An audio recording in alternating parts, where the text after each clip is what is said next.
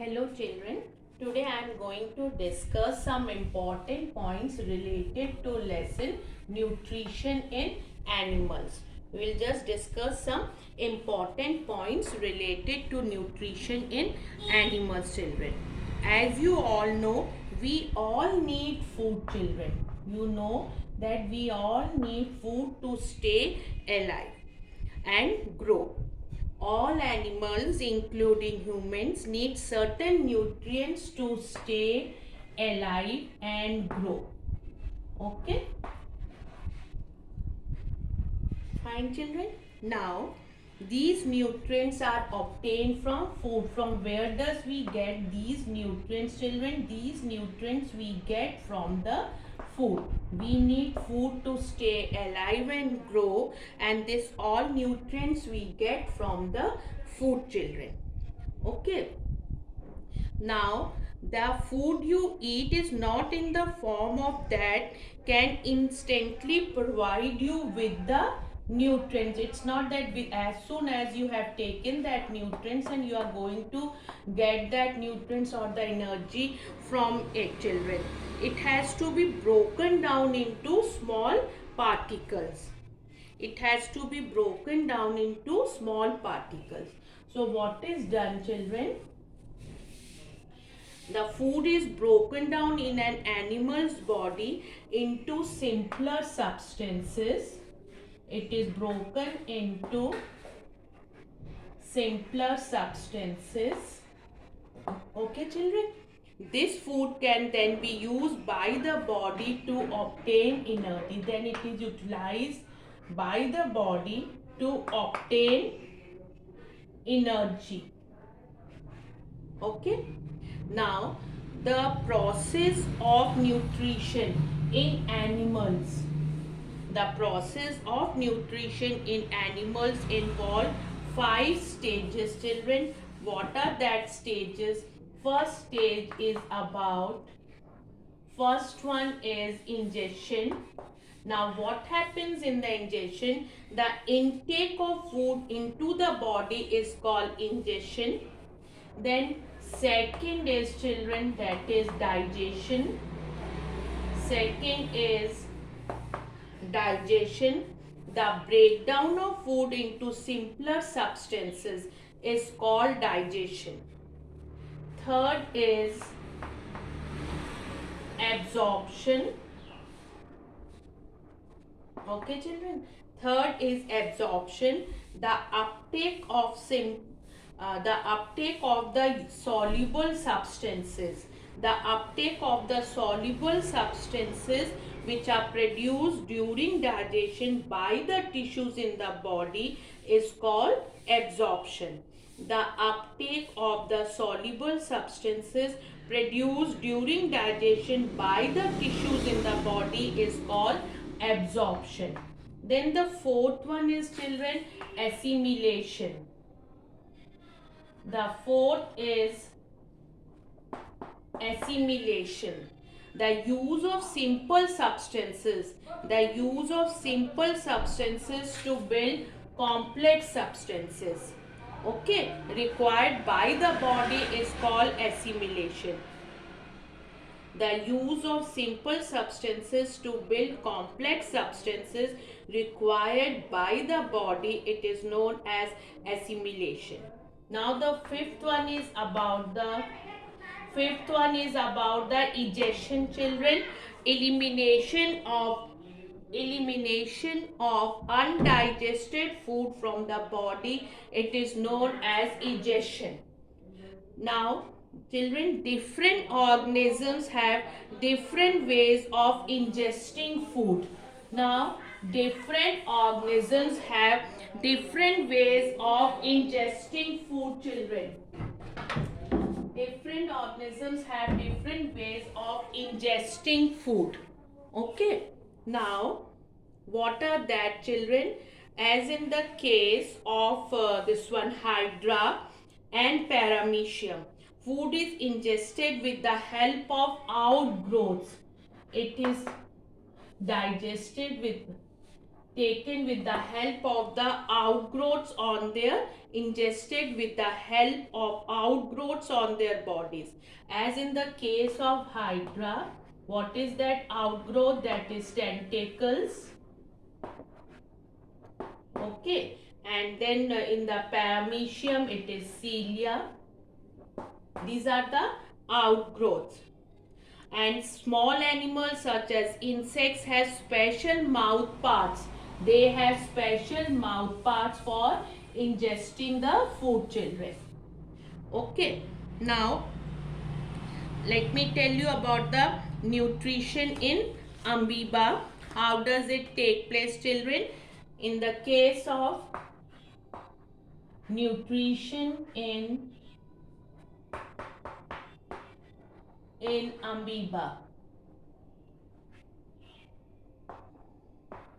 Nutrition in amoeba. The unicellular amoeba, that it is an unicellular amoeba, it's able to take the tiny particles of food by throwing its false field. What is it known as? That is known as pseudopodia, children. Okay. The pseudopodia join together to form a small cavity. That small cavity is known as a food vacuole. Okay, and the food inside the vacuole is digested by the digestive juices, children, and then it is absorbed and assimilated there to provide energy. Okay, now when the insect is here, then this is an insect, children, or you can say any prey, the food for the amoeba. Now this prey over here, later on they form this way, children. So that what is it known as? This is known as a food vacuole, and it is an unicellular organism, this one amoeba. Okay, now the nutrition in Hydra, it takes place with the help of tentacles, children. Hydra is a simple multicellular animal, and it is multicellular organism, and it has tentacles, children. As already I have told you, around its mouth it has tentacles around its mouth. These are the tentacles, children, around its mouth, which are used for the ingestion of food. What is the role of these tentacles, children? These are used for the ingestion of food, children. Okay, then about the frog, children. Frog uses a long sticky tongue, children. It uses its long sticky tongue to catch insects. What does the frog use? Frog uses its long sticky tongue, long sticky tongue to catch the prey, children. Okay. And in the case of paramecium, they have stiff hair-like structures. What are they known as? They are known as cilia. Okay, all over his body, which are used for ingestion. Now about the spider. Now about the spider weaves a sticky web in which small insects get stuck. What happened? The small insects, they get stuck in its web, children. Okay. Then after that, it then injects digestive juices into the body of insect, which digests the body parts of the insect. The digestion of spiders food actually take place outside the spider's body. The spider then suck up the digested food. This is the process for the spider, children. Now the mouth parts of insects, the mouth parts of insects, children, are modified to suit their feeding habits. They are modified to suit their feeding habits, children. They are modified to suit their feeding habits, children. As in the case of mosquito, sucks up the blood of animal from its mosquito. Mosquito, children, it sucks up the blood of animal with its proboscis. Okay. Fine, children. And about the housefly, sucks up the food in the solution form with its feeding tube. With its feeding tube.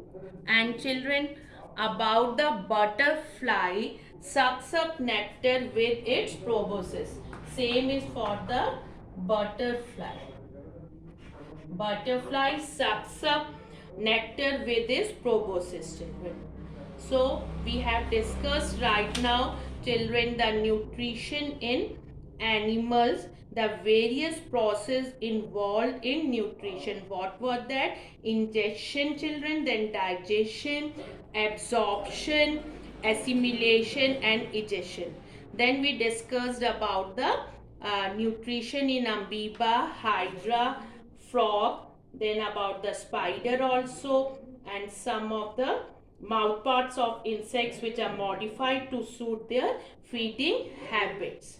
Thank you so much.